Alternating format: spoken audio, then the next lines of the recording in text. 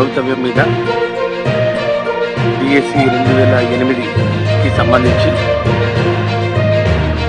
దీర్ఘకాలికంగా అపరిష్కృతంగా ఉన్నటువంటి ఆ యొక్క అభ్యర్థుల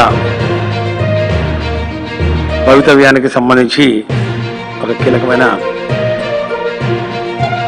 నిర్ణయాన్ని ఈరోజు ప్రకటించడానికి ఒక సమావేశం ఏర్పాటు చేయడం జరిగింది. సుమారు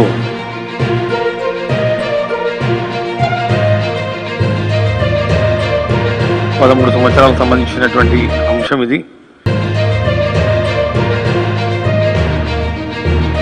12 సంవత్సరాలు ఇంచుమించుగా 2008 డిఎస్సి నోటిఫికేషన్ ఇచ్చిన తర్వాత దానికి సంబంధించినటువంటి ఎలిజిబిలిటీ క్రైటీరియాలో మార్పులు చేయడం వలన అవకాశాలు కోల్పోయినటువంటి బీఈడి విద్యార్థులు ఎవరైతే ఉన్నారో సుమారు 4000 పైచిలకు విద్యార్థులు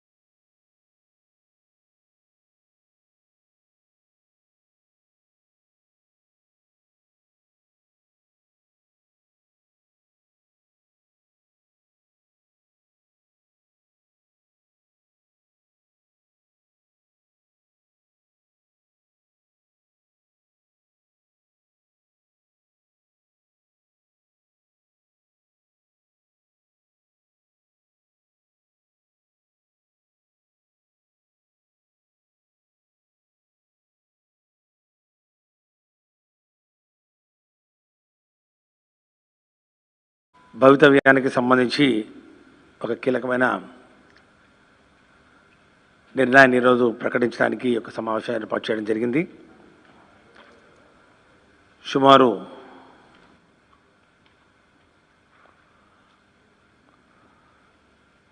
13 అంశం ఇది.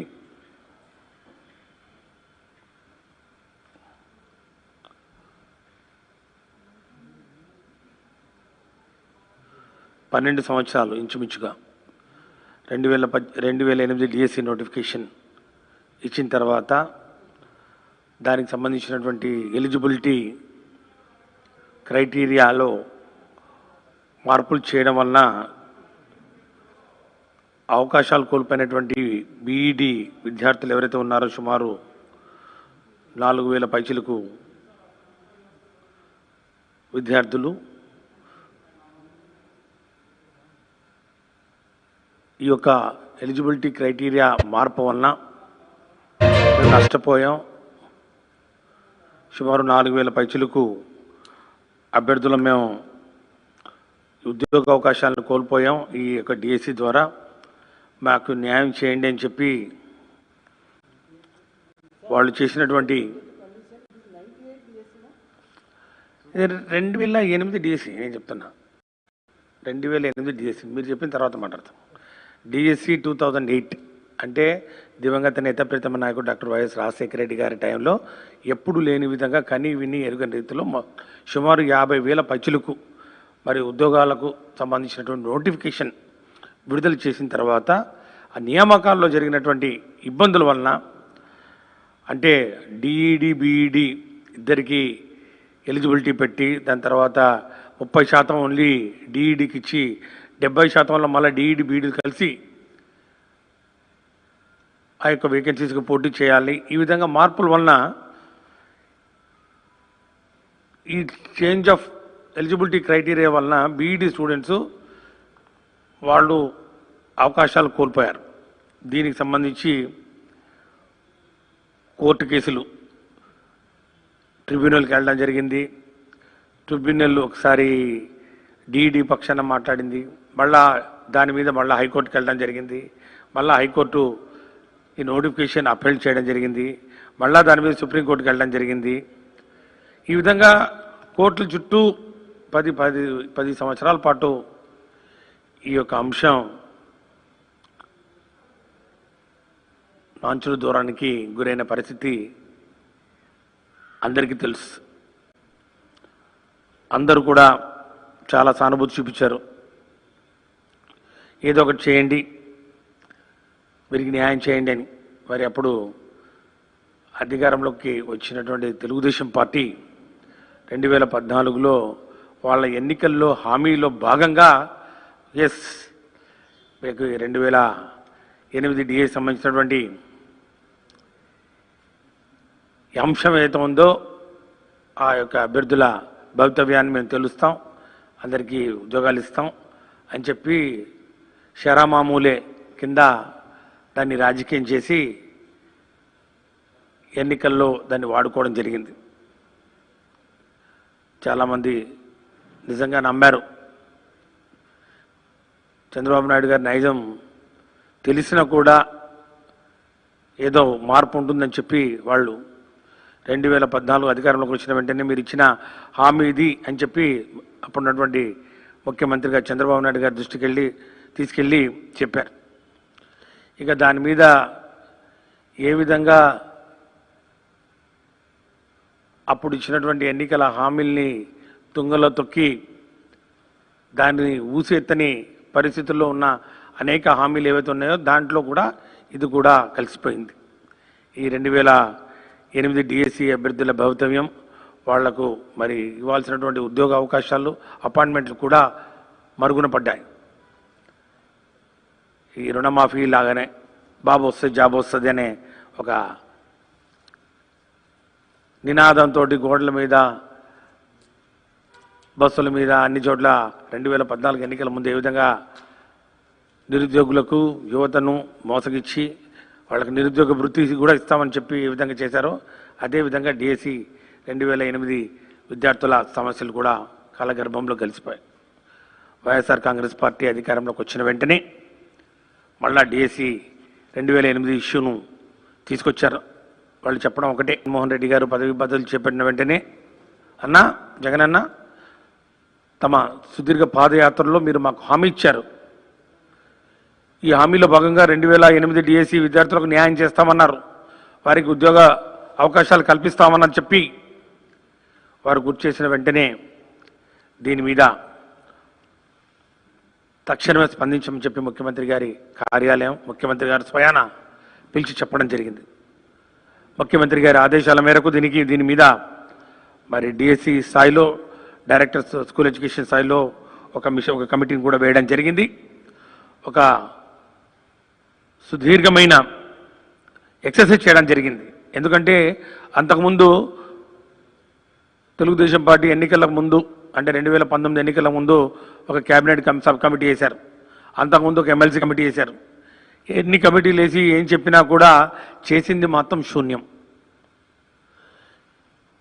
కాబట్టి ఎక్కడి నుంచి మొదలు పెట్టాలని చెప్పి మరి ఈ యొక్క బాధ్యతను మాకు అప్పగించినప్పుడు ముఖ్యమంత్రి గారు దీన్ని చాలా క్షుణ్ణంగా ఎవరైతే 2008 డిఎస్సి రాసి ఈ యొక్క ఎలిజిబిలిటీ క్రైటీరియా అంటే ముందు డిఏడి బీఈడి ఇద్దరు ఎలిజిబుల్ అని చెప్పి తర్వాత 30% డిఈడికి ఇచ్చి 70% డిఈడి బీఈడి కలిసి పోటీ చేయాలని చెప్పి మార్చిన ఈ యొక్క ఎలిజిబిలిటీ క్రైటీరియాను పరిగణలోకి తీసుకొని ఎంతమంది నష్టపోయారని చెప్పి చాలా లోతుగా అధ్యయనం చేయడం జరిగింది.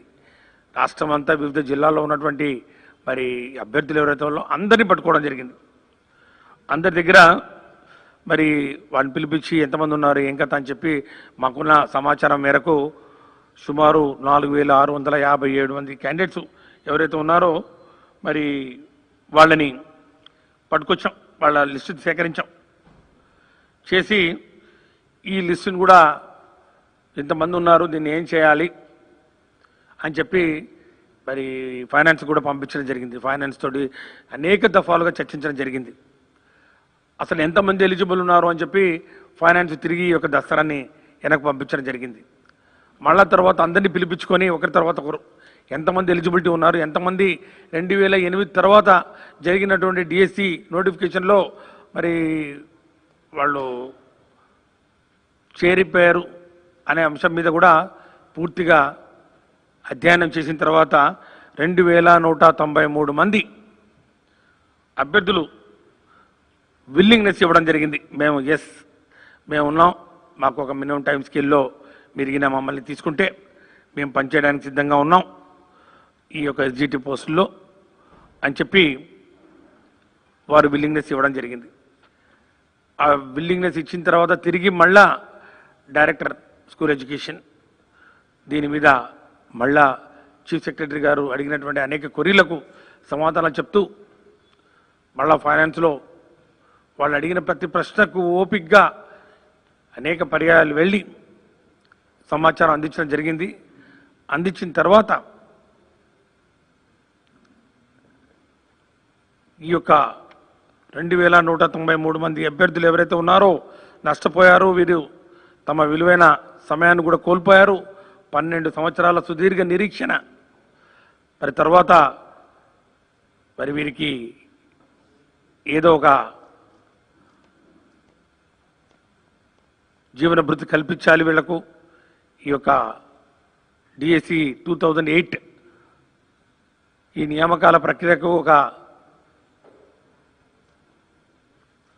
ముగింపు పలకాలి, చరమాంక దశకు వచ్చింది అని చెప్పి మరి దీని మీద అన్ని కోణాల్లో పరిశీలించి సానుకూలంగా ఈ యొక్క దసరాన్ని ముఖ్యమంత్రి కార్యాలయాన్ని కూడా పంపించడం జరిగింది.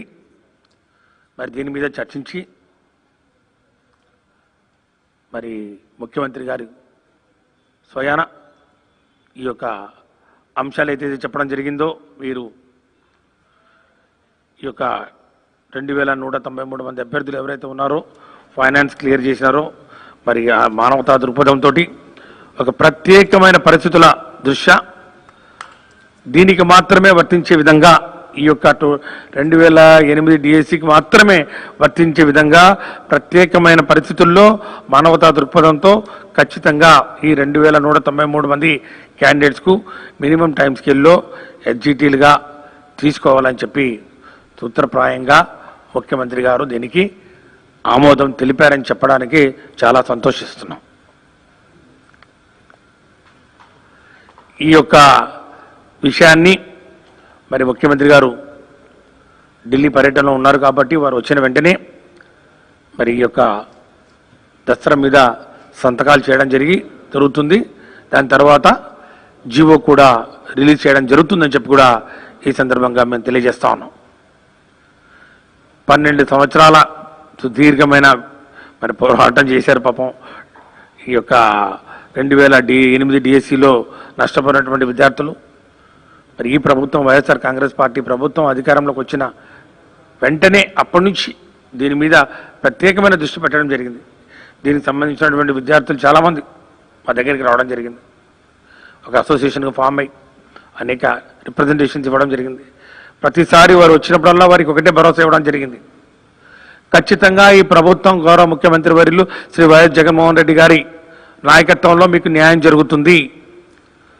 ముఖ్యమంత్రి గారు ఇచ్చిన మాట కోసం ఎంత దూరమైనా వెళతారు. ముఖ్యంగా ఈ హామీ ఒక పాదయాత్రలో ఏదైతే ఇచ్చారో ఆ పాదయాత్రలో ఇచ్చిన హామీ ఎలక్షన్ మేనిఫెస్టోలో పెట్టింది కాదు. తెలుగుదేశం పార్టీ వాళ్ళు 2014 ఎన్నికల ఎలక్షన్ మేనిఫెస్టోలో పెట్టి ఏ విధంగా ముఖం చాటేశారో మనం చూసాం. అలా కాకుండా హామీ ఇచ్చారంతే పాదయాత్రలో. దాన్ని పట్టుకొని ఈరోజు పూర్తిగా అన్ని అంశాల్లో అన్ని కోణాల్లో ముఖ్యంగా ఈ న్యాయపరంగా ఎలాంటి చిక్కులు ఉండకూడదు, న్యాయపరంగా ఉన్నటువంటి కేసులు ఏవైతే ఉన్నాయో వాటన్నిటికీ సమాధానం చెప్తూ వాటన్నిటికీ ముగింపు పలుకుతూ సుప్రీంకోర్టులో కానివ్వండి, హైకోర్టులో కానివ్వండి, అడ్మినిస్ట్రేటివ్ ట్రిబ్యునల్లో కానివ్వండి, ఎక్కడున్నా కూడా వాటన్నిటినీ మరి పూర్తిగా సమాధానం చెప్పే విధంగా వాటికి ఈ యొక్క దస్త్రాన్ని తయారు చేస్తూ ఉన్నాం. మరి ఈ యొక్క జీవోను కూడా మరి చాలా పకడ్బందీగా తయారు చేస్తూ ముఖ్యమంత్రి గారు ఢిల్లీ పర్యటన నుంచి వచ్చిన వెంటనే ఈ యొక్క దస్త్రం మీద మరి సంతకాలు చేయడం జరుగుతుంది. దాని తర్వాత జీవో కూడా రిలీజ్ చేయడం జరుగుతుందని చెప్పి కూడా ఈ సందర్భంగా నేను తెలియజేస్తా ఉన్నాను. కాబట్టి ఈ 2008 డిఎస్సి యొక్క అభ్యర్థుల యొక్క సమస్యలకు ఈరోజు ఒక ముగింపు ఇస్తా ఉన్నాం. ఒక మంచి ఆనందకరమైనటువంటి ఒక న్యూస్ తోటి వాళ్ళందరినీ ఏ ఒక్కరిని కూడా వదలకుండా అందరికీ ఈ యొక్క మినిమం టైం స్కేల్లో ఎస్జిటిస్గా వారికి ఉద్యోగ అవకాశాలు కల్పిస్తూ మరి ఏదైతే కొన్ని కండిషన్స్ ఫైనాన్స్ పెట్టిందో ముఖ్యంగా వారు ఈ ఒక విరామం తర్వాత 10-12 సంవత్సరాల విరామం తర్వాత తిరిగి ఒక బాధ్యతలు తీసుకుంటున్నటువంటి నేపథ్యంలో వారికి సంబంధించినటువంటి ఆ యొక్క వృత్తికి సంబంధించినటువంటి ట్రైనింగ్ ఏదైనా ఉంటే ఆ ట్రైనింగ్ ఆన్లైన్ ట్రైనింగ్ ద్వారా లేకపోతే ఇతర మరి మాధ్యమాల ద్వారా వారికి ట్రైనింగ్ కల్పిస్తూ మీరు యొక్క రిక్రూట్మెంట్ను త్వరలోనే చేపడుతూ ఉన్న ఖాళీల్లో వీళ్ళని భర్తీ చేయడం జరుగుతుందని చెప్పి కూడా తెలియజేస్తా ఉన్నాం.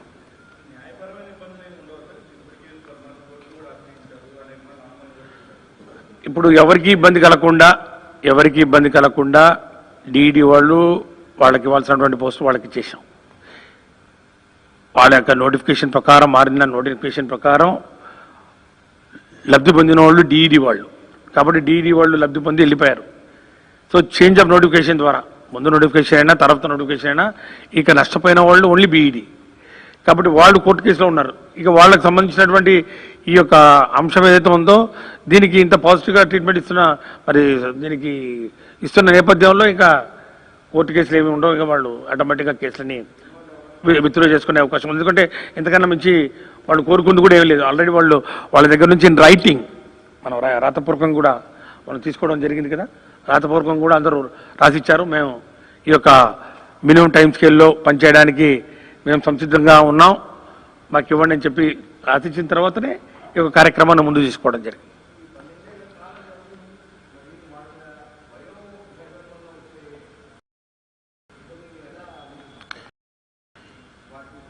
అది ఎంత ఇప్పుడు వాళ్ళకు ఈ రోజు నుంచి ఎప్పుడు ఇస్తే ఆర్డర్ ఇస్తారో ఆ రోజు నుంచే కౌంటింగ్. అప్పుడు కూడా ట్రైనింగ్ ఇస్తే కానీ వాళ్ళు ఈ యొక్క ఉద్యోగాల్లో వాళ్ళు మరి పని చేయలేని పరిస్థితి ఉంది. కాబట్టి మరి ఆ టైం ఏదైతే మీరు చెప్తా ఉన్నారో ఆ టైం గంగాధర్, ఆ టైం మరి గత ప్రభుత్వాలు చేసినటువంటి తప్పిదాలకు వాళ్ళు బలైపోయారు. 5 సంవత్సరాల కాలం వృధా చేశారు. అంతకుముందు కేసులు కోర్టు కేసులో తిరిగారు. కాబట్టి ఇది కోర్టుకు సంబంధించింది కాకుండా కేవలం వైఎస్ఆర్ కాంగ్రెస్ పార్టీ ప్రభుత్వం గౌరవ ముఖ్యమంత్రి వర్యులు దీనికి ఒక ముగింపు పలకాలని మేమంతటా మేము ఈరోజు ముందుకొచ్చి, కోర్టులు ఎవరు మాకేం డైరెక్షన్స్ ఇవ్వలేదు, సుప్రీంకోర్టులు కానివ్వండి ఎవరు ఏమీ మాకు చెప్పలేదు, హైకోర్టు ఏమీ చెప్పలేదు. మేము మానవతా దృక్పథంతో వీరికి అవకాశాన్ని ఇస్తున్నాం. దానికి వాళ్ళు పూర్తిగా సంసిద్ధతను వ్యక్తం చేస్తున్నారు. రేపు సోమవారం మరి వారు కూడా ముఖ్యమంత్రి గారిని కలుస్తారు.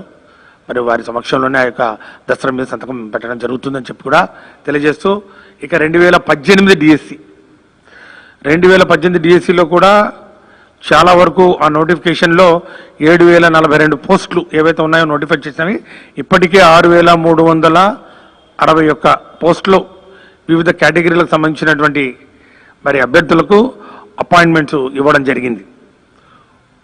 కోర్టు కేసులకు సంబంధించి కొన్ని పోస్టులు, ముఖ్యంగా ఈ వ్యాయామోపాధ్యాయులు, స్కూల్ అసిస్టెంట్స్ కానివ్వండి, ఫిజికల్ ఎడ్యుకేషన్ టీచర్స్ కానివ్వండి, అట్లాగే తెలుగు పండిట్స్ కానివ్వండి, వీళ్ళకి సంబంధించి కొన్ని పోస్టింగ్స్ కోర్టు కేసుల నేపథ్యంలో ఇవి పెండింగ్లో పడిపోయాయి. ఈరోజు నేను మరి వాటిలో కొన్నిటిని క్లియర్ చేస్తూ సుమారు 486 పోస్టులు ఏవైతే ఉన్నాయో స్కూల్ అసిస్టెంట్ ఫిజికల్ ఎడ్యుకేషన్, అట్లాగే ఫిజికల్ ఎడ్యుకేషన్ టీచర్స్ ఎస్జిటి, పీఈటీలు, ఎస్ఏ స్కూల్ అసిస్టెంట్ పీఈటీలు, వీళ్ళకి సంబంధించి 486 పోస్టులకు ఈరోజు రాత్రికి నుంచి అపాయింట్మెంట్ ఆర్డర్స్ కూడా వారికి విడుదల చేస్తున్నామని చెప్పి కూడా తెలియజేస్తానికి సంతోషిస్తా ఉన్నాం. ముఖ్యంగా ఇవన్నీ గత ప్రభుత్వం కోర్టు కేసుల్లో ఇవి పెండింగ్లో పడి కాలయాపన చేస్తూ నిలిచిపోయినటువంటి ఈ పోస్టింగ్స్ ఏవైతే ఉన్నాయో వీటన్నిటినీ, ఆ కోర్టు కేసు అన్నింటినీ క్లియర్ చేస్తూ ఈరోజు ఈ అపాయింట్మెంట్ ఆర్డర్స్ ఇచ్చే స్థాయికి తీసుకురావడం జరిగింది. ఇక మిగిలిపోయిన ఓన్లీ 374 పోస్టులు, 374 పోస్టులు మాత్రమే ఈ language pundits, school assistant Telugu సంబంధించి ఒక రిట్ పిటిషన్ పెండింగ్లో ఉన్న నేపథ్యంలో ఇవి మాత్రమే మిగిలిపోయినాయి. వీటికి కూడా త్వరలో ఏజీ కూడా చెప్పడం జరిగింది. ఇవి క్లియర్ చేసి వీరికి కూడా అపాయింట్మెంట్ ఆర్డర్స్ ఇవ్వడం జరుగుతుందని చెప్పి కూడా మనం చేసుకుంటా ఉన్నాను. ఇక లేటెస్ట్ డిఎస్సికి సంబంధించి ముందుగా ఆ ప్రక్రియను తీసుకునే ముందు టెట్ ఎగ్జామ్ ఒకటి జరపాల్సిన అవసరం ఉంది. ఈ టెట్ ఎగ్జామినేషన్ జరపడానికి ముందు ఈ టెట్ సిలబస్ ఏదైతే ఉందో అది కూడా తయారు చేయడం జరిగింది. ఈరోజు నుంచి ఆ టెట్ 2021 ఆ ఎగ్జామినేషన్ సంబంధించిన సిలబస్ ఈరోజు వెబ్సైట్లో పొందుపరచడం జరుగుతుంది. ఆ వెబ్సైట్ను కూడా ఈరోజు అనౌన్స్ చేయడం జరుగుతుంది. ఆ వెబ్సైట్లో దీనికి సంబంధించినటువంటి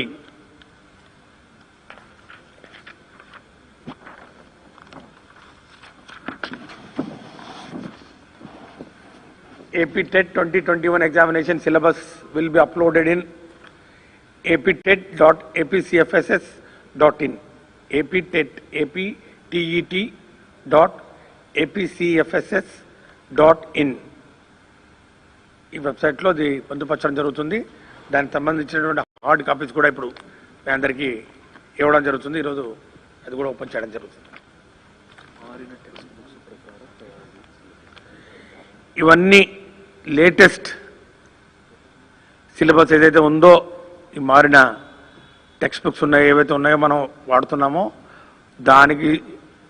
దానిని బేస్ చేసుకొని ఆ సిలబస్కి అనుగుణంగా ఈరోజు ఈ యొక్క టెట్ సిలబస్ను ఫ్రేమ్ చేయడం జరిగింది. దానికి సంబంధించినటువంటి క్వశ్చన్ పేపర్స్ ఏవైతే ఉన్నాయో 2 question papers 1A 1B and 2A 2B. So ఇవన్నీ దానికి సంబంధించినటువంటి గైడ్ లైన్స్ కూడా అన్ని ఇందులో పొందుపరచడం జరిగింది. ఇప్పుడు దీన్ని రిలీజ్ చేద్దాం.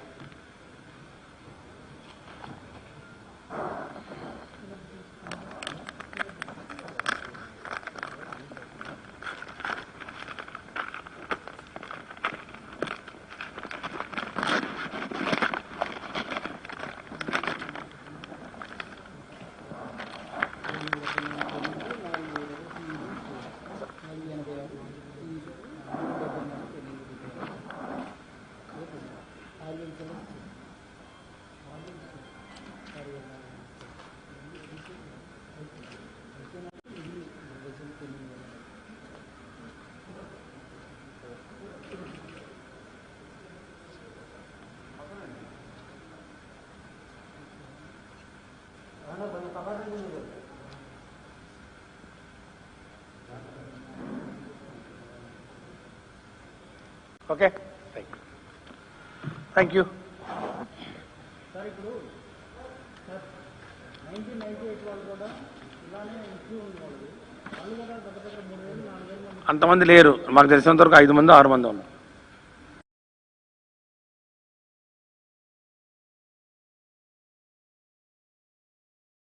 ఐదు మంది ఎలిజిబుల్ అని చెప్పి నా దగ్గర ఉంది. 5 మంది ఎవరైనా వస్తే వాళ్ళకి ఇస్తామని చెప్పి పాత గవర్నమెంట్ ఏదైతే చెప్పడం జరిగిందో దాని మీద మేము కట్టుబడి ఉన్న ఇబ్బంది ఏం లేదు.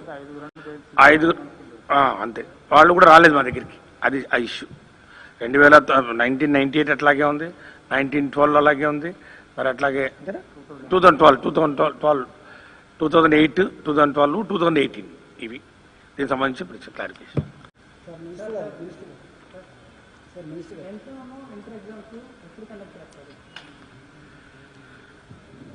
దాని మీద నిన్న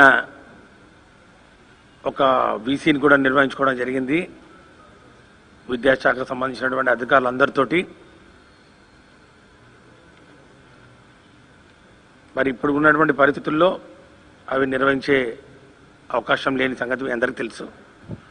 20వ తారీఖు వరకు లాక్డౌన్ ఉంది కాబట్టి ఈ పరీక్షలు ఒకవేళ నిర్వహించాలంటే ఒక 15 రోజుల ముందు విద్యార్థులకు అవకాశం ఇవ్వాలి. తర్వాత పరీక్షలు అయిన తర్వాత 15 రోజులు ఈ యొక్క వాల్యుయేషన్కు టైం కావాలి.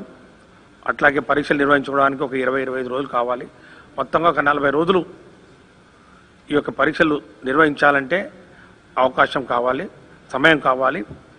కాబట్టి ఎప్పుడు మొదలు పెడితే ఎప్పుడు దీన్ని కంప్లీట్ చేయాలి, ముఖ్యంగా ఈ ఆల్ ఇండియా ఎగ్జామినేషన్స్ ఏవైతే ఉన్నాయో జేఈఈ అట్లాగే ఈ NEET examinations, JEE advanced examinations, వీటికి ప్రిపేర్ కావడానికి కూడా ఇంటర్మీడియట్ ఎగ్జామినేషన్ తర్వాత మళ్ళీ వాళ్ళకి కనీసం 15-20 రోజులు సమయం ఇవ్వాలి.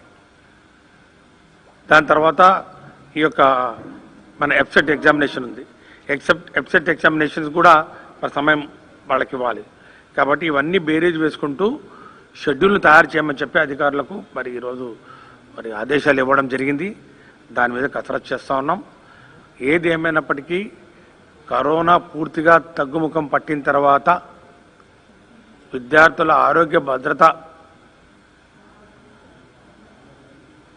పూర్తిగా మనం ఉంది అని చెప్పి సాటిస్ఫై అయిన తర్వాత తల్లిదండ్రులకు ఏమాత్రం ఆందోళన లేకుండా పరీక్షలు రాయగలరు పిల్లలు, ఏమి ఇబ్బంది లేదు, ఒక 3 గంటలు మరి పరీక్ష కేంద్రానికి వెళ్ళి రావచ్చు అని పరీక్ష కేంద్రాల్లో ప్రభుత్వం తీసుకుంటున్నటువంటి అన్ని జాగ్రత్తలు ఈ కోవిడ్-19 ప్రోటోకాల్స్ను ఫాలో అవుతూ ఐసోలేషన్ సెంటర్స్ను ఏర్పాటు చేస్తూ మరి ఒకవేళ పిల్లలు కోవిడ్ బారిన పడి పరీక్షలు రాయలేకపోతే వారికి మళ్ళీ సప్లిమెంటరీ ఎగ్జామినేషన్ కండక్ట్ చేస్తూ అవి రెగ్యులర్ ఎగ్జామ్స్ కింద ట్రీట్ చేస్తూ ఒకవేళ పరీక్షలు రాస్తూ మధ్యలో కోవిడ్ బారిన పడితే మళ్ళా వాళ్ళు రాయకుండా పర్మిషన్ ఇస్తూ తిరిగి రాయడానికి వెసులుబాటు కల్పిస్తూ అవి కూడా రెగ్యులర్ ఎగ్జామినేషన్స్గా కండక్ట్ చేస్తూ ఇన్ని ఆప్షన్స్ ఇస్తున్న నేపథ్యంలో ఇవన్నింటినీ ఫుల్ఫిల్ చేసుకుంటూ మరి ఒక షెడ్యూల్ ప్రకటించాలని చెప్పి ఒక ఆలోచనలో ఉన్నాం. మరి త్వరలోనే ఆ షెడ్యూల్ గురించి మరి పూర్తి సమాచారంతో మీ దగ్గరికి రావడం జరుగుతుంది. Okay, first year intermediate exams జరగలేదు, ఫస్ట్ ఇయర్కి సంబంధించి ఫీజు కూడా డిసైడ్ చేయలేదు. మరోవైపున ఆ ఫీజులు బకాయిలు అని చెప్పి మళ్ళీ సెకండ్ ఇయర్ ఆన్లైన్ క్లాసులు ఫీజులు మాత్రం అవుతుంది. మీకు ఇచ్చిపెట్టిందా? ఇదే చెప్తున్నాను కదా, ఈ ఎగ్జామినేషన్స్ రద్దు అవుతాయి కాబట్టి ఇక మీరు అడ్మిషన్ చేసుకోవచ్చు అని చెప్పి ప్రైవేట్ యాజమాన్యాలకు, కార్పొరేట్ కాలేజీలకు ఊపునిచ్చేలాగా వాళ్లకు ఒత్తాసు కలిపి పలికేలాగా కొన్ని రాజకీయ పార్టీలు ఈ యొక్క పరీక్షల నిర్వహణను రాజకీయం చేస్తున్నాయి. మాఫియా, ఇది ఒక పెద్ద మాఫియా, ఇది చాలా దుర్మార్గం. లేకపోతే ఈరోజు ఈ కరోనా పక్కన పెడితే, కరోనా అంశం పక్కన పెడితే పరీక్షలు నిర్వహించడంలో దీని మీద చర్చ ఎందుకండి? ఎవరైనా కానీ పరీక్ష మీద చర్చ ఎందుకు? సంవత్సరం అంతా కష్టపడింది వాళ్ళ ప్రతిభను చూపించుకోవడానికే కదా. ఏ తల్లి అయినా కూడా, పేదరికంలో ఉన్నటువంటి మరి తల్లిదండ్రులు ఎవరైనా కూడా తమ బిడ్డ బాగా చదువుకోవాలి. బాగా చదువుకోవాలంటే అర్థం ఏంటి? మంచి మార్కులు తెచ్చుకోవాలి, ఉన్నత స్థాయిలో ఉండాలి, మంచి మంచి ర్యాంకులు తెచ్చుకోవాలి, మంచి స్కూళ్ళల్లో మంచి కాలేజీలో అడ్మిషన్ తీసుకోవాలి, IIITలో అడ్మిషన్లు రావాలి, మంచి కాలేజీలో అడ్మిషన్ ఇంజనీరింగ్ చేయాలి, ఫార్మసీ చేయాలి, మెడిసిన్ చేయాలి, అగ్రికల్చర్ కాలేజీలో చేరాలి అనే కళలు అంటుందా లేదా? మరి ఈరోజు ఒక కరోనా వచ్చింది కాబట్టి వాళ్ళ కళలు కావాలని, వాళ్ళ ఆశలు అడియాశలు చేయాలని ఒక దుర్బుద్ధి ఎందుకు వస్తుందో ప్రతిపక్షాలకు? దీనివల్ల ఎందుకు రాజకీయం చేయాలనుకుంటారో నాకేది అర్థం అవ్వట్లేదు. ఒక విద్యాశాఖ మంత్రిగా, ఒక తండ్రిగా కూడా ఖచ్చితంగా అవకాశం వస్తే నా పిల్లల్ని ఖచ్చితంగా పోయి పరీక్ష రాయరా అంటాను. COVID-19 ఇబ్బంది ఉంది అంటే దానికి సంబంధించే కదా ఈరోజు పరీక్షలు వాయిదా వేయడం జరిగింది. సెకండ్ వేవ్ వచ్చింది అనే మాట పేపర్లో వచ్చిందో లేదో మరుసటి రోజు నుంచి తెలుగుదేశం పార్టీ నాయకులు రద్దు గురించి మాట్లాడుతున్నారు. పరీక్షలు ఆ రోజు నుంచి ఈ రోజు వరకు ఎన్నో ఆప్షన్స్ ఉన్నాయి.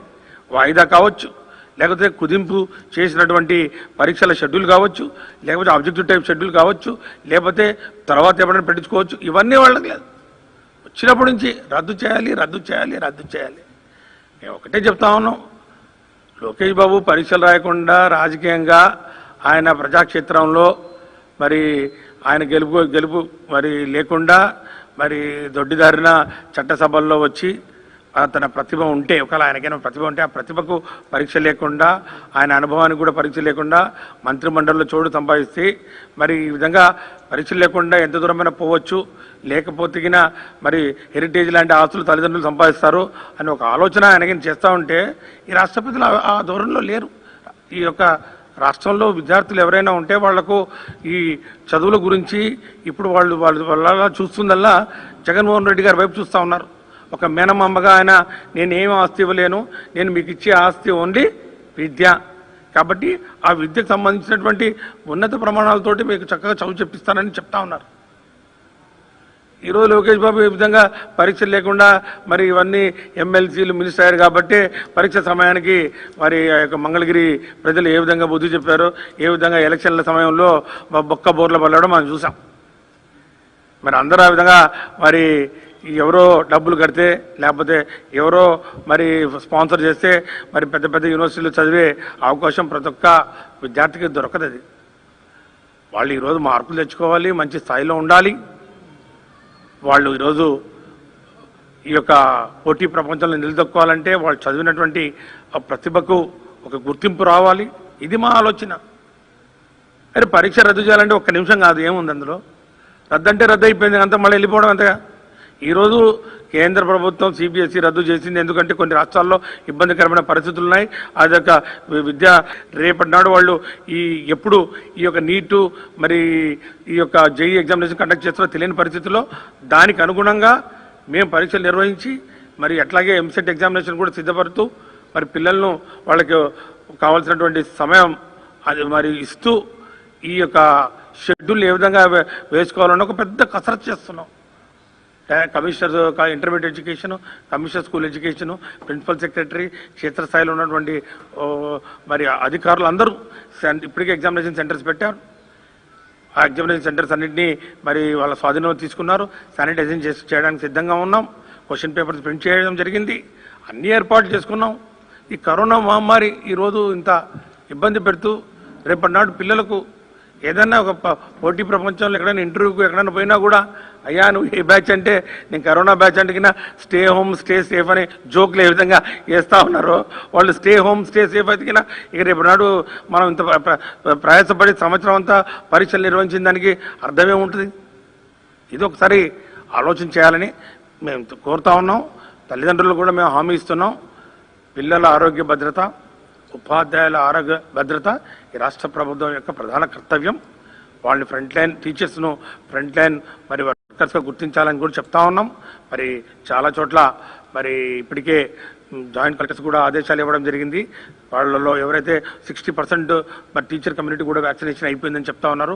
మిగిలిన 40% వారికి కూడా ఒక టాప్ ప్రయారిటీలో వ్యాక్సినేషన్ చేయాలని చెప్పి మా ప్రిన్సిపల్ సెక్రటరీ గారు స్కూల్ ఎడ్యుకేషన్ వారు కూడా హెల్త్ సెక్రటరీతో మాట్లాడి ఆ ఏర్పాట్లు చేయాలని చెప్పి మేము ప్రయత్నం చేస్తున్నాం. అన్ని ఏర్పాట్లు చేస్తాం.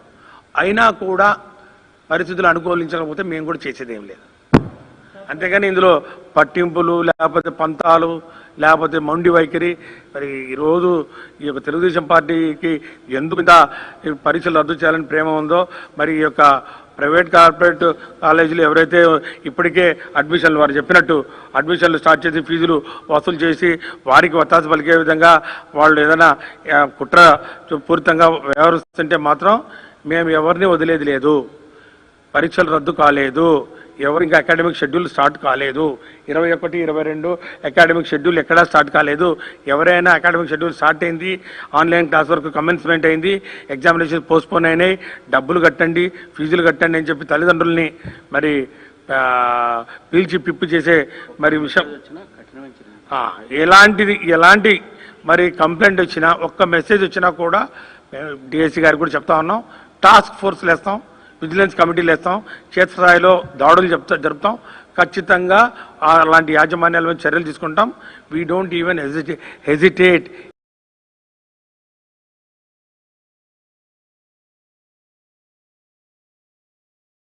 In closing down such schools.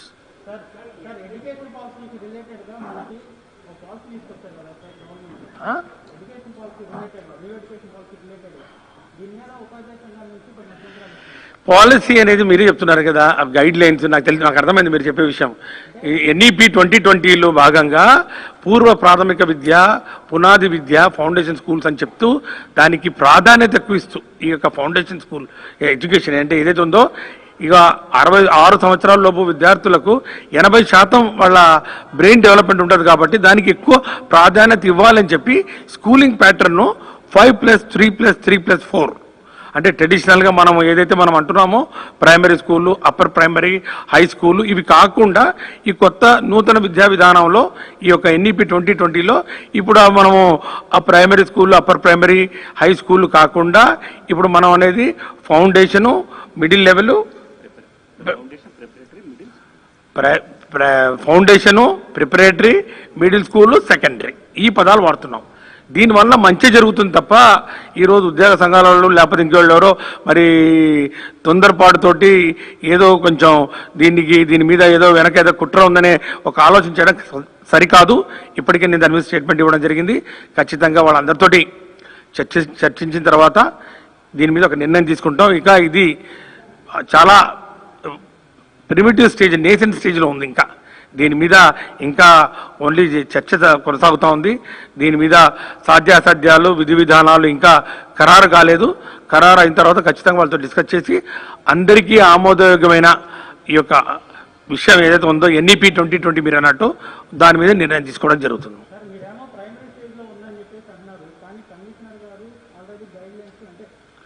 Commissioner గారు ఇచ్చినటువంటివి అది ఓన్లీ ఇంటర్నల్ మరి డిపార్ట్మెంటల్ కోసం మేము మాకు ఇచ్చినటువంటి బాధ్యత సీఎంఓ ఆఫీస్లో చర్చ జరిగిన తర్వాత దీని మీద హౌ టు ఇంప్లిమెంట్ అని ఉంటుంది కదా.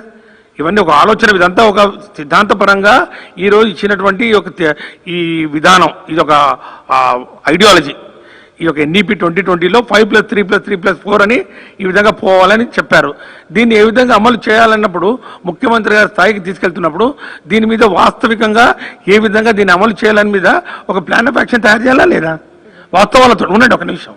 వాస్తవాలతోటి ఒక ఎన్ని స్కూల్స్ ఉన్నాయి, ఈ మోడల్ ప్రకారం పోతే ఏ విధంగా ముందుకు పోవాలి, ప్లాన్ ఏ ఇది, ప్లాన్ బి ఇది, how to move forward, how to go head అనే దాని మీద సమాచారం సేకరించడానికి ఒక సర్క్యులర్ ఇవ్వడం జరిగింది. అంతేకాదు ఇది ఫైనల్ దస్త్రం కాదు, అది ఒక జీవో కాదు, లేకపోతే ఈరోజు మేము ఎన్ఈపి 2020ని అమలు చేస్తున్నటువంటి దానికి ఇక అది ఫైనల్ డ్రాఫ్ట్ ఆర్డర్ కాదు. ఇది ఓన్లీ సమాచార సేకరణ కొరకు ఈ ఇచ్చినటువంటి సమాచారం ఏ విధంగా ముందుకు పోవాలని దాని మీద ఇంకా నిర్ణయం తీసుకోలేదు. ముఖ్యమంత్రి గారికి ఇంకా దీని మీద ప్రజెంటేషన్ కూడా చేయలేదు. డిపార్ట్మెంట్లోనే ఇంకా ఉంది. ఇంకా నా స్థాయిలో కూడా రాలేదు. ఓన్లీ డైరెక్టరేట్ స్థాయిలోనే ఇది చర్చ జరుగుతుంది. నా స్థాయిలో మళ్ళా గవర్నమెంట్కి ఇంకా రాలేదు. గవర్నమెంట్కి వచ్చినప్పుడు దానికి సంబంధించినటువంటి ఉపాధ్యాయులందరినీ, స్టేక్ హోల్డర్స్ ఎవరైతే ఉన్నారో అందరితోటి చర్చించినాకనే తుది నిర్ణయం తీసుకోవడం జరుగుతుంది.